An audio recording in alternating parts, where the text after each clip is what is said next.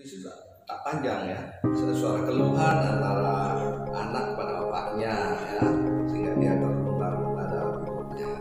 Nah, jadi sederhana saja. Nah, itulah ya, karena dimuat itulah kemudian saya menulis terus untuk orang, termasuk untuk di pos, termasuk untuk di Bandung itu ada mingguan gala.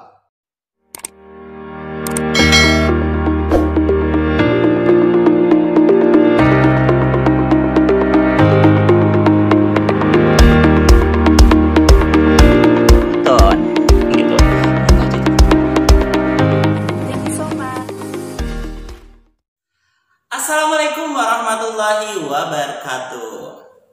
Waalaikumsalam warahmatullahi wabarakatuh. Jadi saya salam sendiri, ngomong sendiri, luar biasa.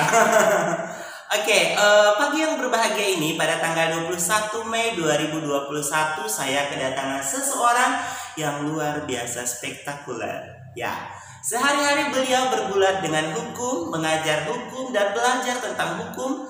Tetapi beliau ini juga adalah seorang yang luar biasa. Ya, kalau saya punya jembatan, itu jembatan yang paling dekat adalah jembatan sastra. Yang di samping saya ini, Bapak ini adalah seorang penulis yang luar biasa. Sampai sekarang semangatnya lah yang layak kita tiru. Sebelum kita berbicara panjang lebar, yuk perkenalan dulu. Ya, Assalamualaikum warahmatullahi wabarakatuh. Selamat pagi negeriku. Saya Husnu Abadi, ya, pengajar di Fakultas Hukum Universitas Islam Riau. Sudah tak muda lagi ya.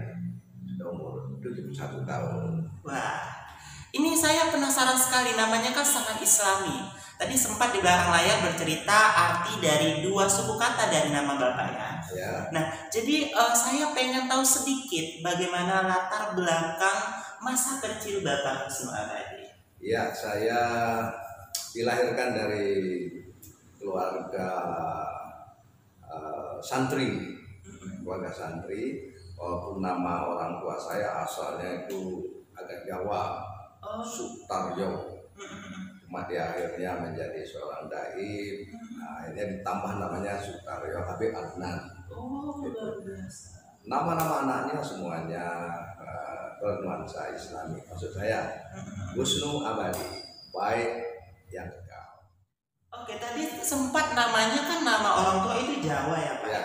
Apakah memang benar-benar dari suku Jawa atau numpang nama Jawa? Dia lahir di daerah Kebumen, Jawa Tengah. Kalau buyutnya ke atas ya mungkin sampai ke Laskar Pajang, laskarnya Pangeran Diponegoro lah. Gitu. Sebab riwayat yang saya dengar begitulah dia. Nah, itu kami hijrah ke Pulau Bali tahun 52. Ya, tahun 52 saya sampai di Bali itu sampai tahun 75. 75 baru saya ke Riau ini. Oke. Ya, tahun 75 jadi sudah 45 tahun. Oke, Bapak ini kan adalah seorang ahli hukum yang mengajar tentang hukum juga. Dan tetapi juga adalah seorang penulis puisi, yaitu penyair. Ya. Nah, pertanyaan saya, manakah yang lebih dulu datang ke dalam kehidupan Bapak? Apakah ketertarikan di masa kecil tentang hukum, kriminal, segala macam, atau puisi lah yang lebih dulu hadir dalam kehidupan Bapak? Ya, saya jawab. Yaitu dalam bidang literasi, termasuk puisi.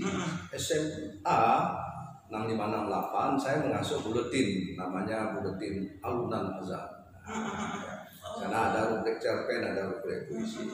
Waktu fakultas saya di Udayana, teknik sipil.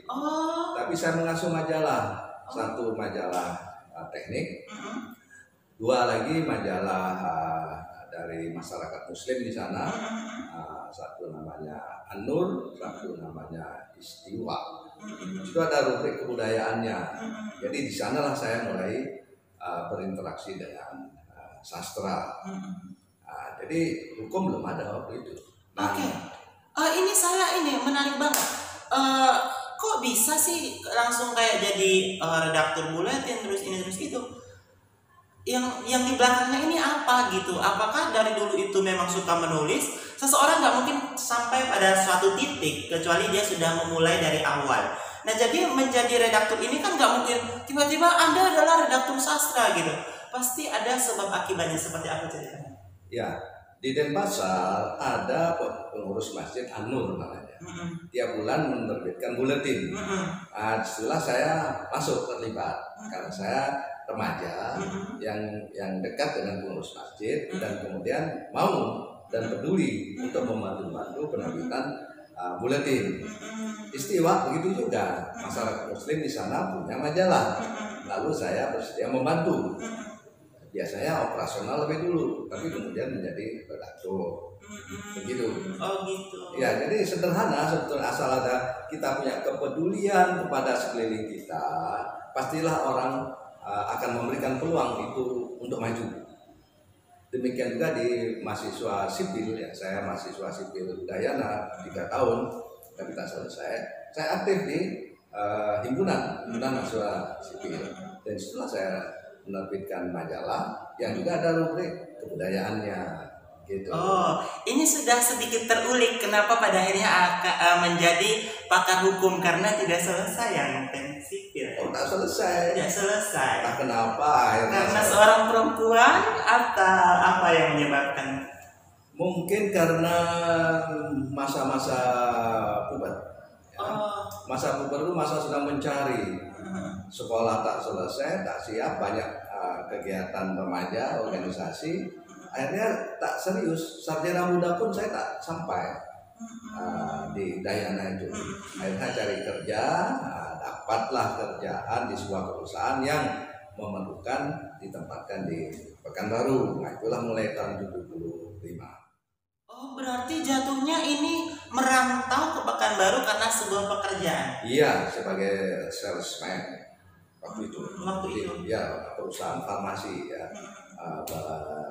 Menjual obat-obatan ke rumah sakit, ke dokter, ke klinik dan sebagainya. Oke, saya penasaran di awal-awal menulis nih, apakah ada seseorang yang menginspirasi Bapak untuk kayaknya sastra ini saya harus seperti dia, kayaknya ini memang dunia yang harus saya tekuni begitu. Adakah seseorang yang benar-benar nih mendorong gitu, atau memang yaudah saya coba aja dengan sendirinya begitu? Ketika di buletin An-Nur ya, stensilan waktu itu ada namanya Dr. Andes Makasin, kemudian ada lagi Mahar Effendi di Denpasar ya, ada lagi Faisal Baras, dia jadi dokter ahli kandungannya. Itu orang-orang yang sangat concern pada dunia literasi, pada dunia sastra, pada dunia kebudayaan dan sebagainya. Tiap hari ketemu, tiap hari diskusi, akhirnya masuk ke dalam diri saya untuk ikut juga. Begitu. Oke. Nah, pada awal menulis ini kan gimana nih awal menulisnya? Apa sih yang fokus dituliskan? Apakah misalnya tentang problematika kehidupan sehari-hari atau mungkin cinta, agama? Apa yang paling banyak ditulis di awal-awal menjadi seorang penulis? Iya, biasanya esai. Awalnya esai, artinya mengulas situasi tertentu, apakah berkaitan dengan sejarah. Kalau di Bali ya relasi antara Islam, Hindu, atau relasi antara negara dengan masyarakat, ya, dan seterusnya. Jadi keadaan sehari-hari yang diulas. Lalu ada beberapa kali saya menulis cerpen, satu, kedua visi. Soalnya sederhana saja ya, visi-visi itu. Dan setelah kemudian direspon oleh kawan-kawan senang. Apalagi di Denpasar ada yang namanya Lesiba, Lembaga Seniman Indonesia Bali. Itu dipimpin oleh Dr. Andes Made Sukade. Dan saya selalu hadir kalau dia punya acara. Misalnya mendatangkan penyair Capardi Djoko Damono, saya hadir. Sehingga makin lama makin senang dengan dunia puisi ini. Nah, begitu. Jadi sejak sebelum 75, jadi 69-75 itu masa-masa benih-benih sastra, benih-benih sebagai penyair sudah dibibitkan ke dalam kehidupan saya. Nah, pertanyaan saya berikutnya adalah kapan pertama kali Bapak mempublikasikan puisi, mungkin di surat kabar seperti itu? Ya, kalau di luar buletin ya itu di Koran Adil Solo, Koran Adil Solo. Itu saya ingat betul, saya berkisah berkenaan dengan seseorang yang malang nasibnya. Jadi puisi tak panjang ya, suara keluhan antara anak pada bapaknya ya, sehingga dia terlunta-lunta dalam hidupnya. Nah, jadi sederhana saja. Nah, itulah yang karena dimuat itulah kemudian saya menulis terus untuk koran, termasuk untuk Bali Pos, termasuk untuk di Bandung waktu itu ada mingguan gala ya. Waktu itu saya nulis banyak esai tentang keagamaan, tentang sastra, tidak di gala tapi di Adil tadi, dan kemudian sebagian di Riau Pos, dan ada lagi mingguan waktu itu Abadi. Harian Abadi punya mingguan namanya Mingguan Abadi. Saya pun menulis di sana ya. Ada lagi ini bertemu dengan saudara Farunas M. Jabar pada rubrik remaja majalah Panji Masyarakat. Saya punya puisi, saya punya reportase dimuat di sana. Farunas waktu itu juga jadi penulis muda di Panji Masyarakat ya. Almarhum Buya Hamkabunya itu. Oh iya ya. Ya. Dokumennya masih ada sama Farunas, sama saya pun dikasih. Ya, alhamdulillah jumpa. Oke, mungkin di segmen ini kita ada pertanyaan terakhir karena kita akan membagi beberapa segmen karena banyak sekali pengalaman Bapak ini dalam dunia literasi dan tentunya akan menginspirasi teman-teman di luar sana. Nah, untuk segmen terakhir ini Bapak, itu kan sudah lama sekali ya menulisnya dari cerita yang Bapak ceritakan. Ya. Pertanyaan terakhir adalah apa sih yang membuat Bapak sampai pada sekarang ini masih tetap semangat untuk berkarya? Iya, ini berkarya itu ya. Ada sebuah patung di Eropa sana. Aku berpikir maka aku ada. Saya lupa itu bahasa Latin. Artinya kita berpikir dan kemudian kita menulis, maka itu akan menunjukkan keberadaan seseorang. Karena itu bila mana kita ingin diakui keberadaan kita, ya menulislah. Atau kata Pramudia Anantatur, menulis itu adalah jejak-jejak kehidupan. Oleh karena itu saya sangat senang sekali bila anak-anak muda terus tetap berkarya dan menulis apapun juga. Wow, luar biasa sekali dan kita berharap penonton akan senantiasa menemukan banyak hal, terutama generasi muda. Tahulah bahwasannya di masa lalu tuh ada Panji Masyarakat dan ini dan segala macamnya. Sangat banyak sekali ya pemirsa ya, kita yang generasi muda ini memang tidak boleh melupakan sejarah. Dari Bapak Husnu Abadi kita belajar tentang sejarah sastra apa aja, media-media, bahkan komunitas yang berkaitan dengan sastra. Terima kasih Bapak telah hadir di sini. Sama-sama. Oke, terus semangat menulis ya. Ya, Oke. Terima kasih, saatnya salam. Assalamualaikum warahmatullahi wabarakatuh. Waalaikumsalam.